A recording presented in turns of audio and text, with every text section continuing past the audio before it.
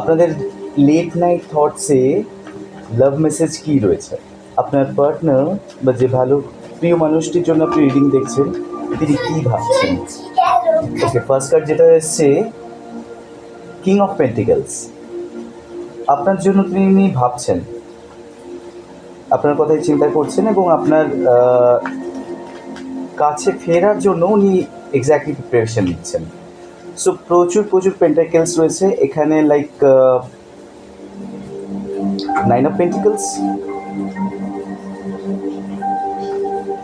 খুব ভালো ভাইব্রেশন। আপনার জন্য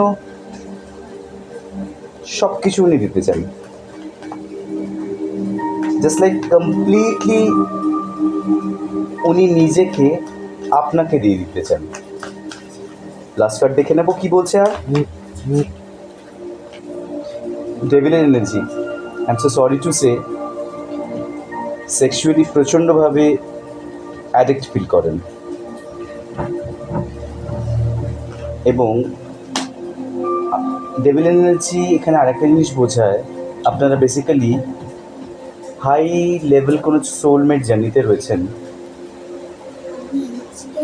টুইন ফ্লেম বা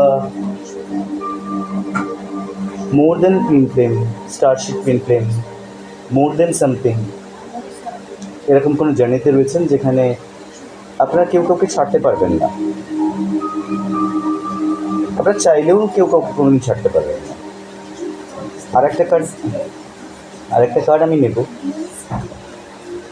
দেখি লাস্ট কার্ডে কি বলতে চাইছেন উনি। আর লেটস সি আর কি উনি বলছেন।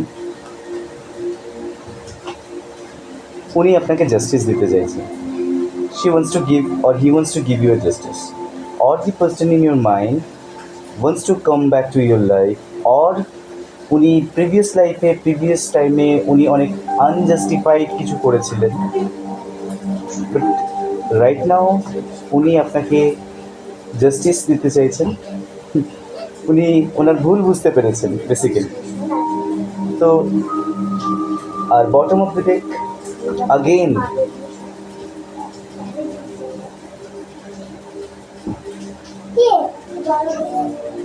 Seven of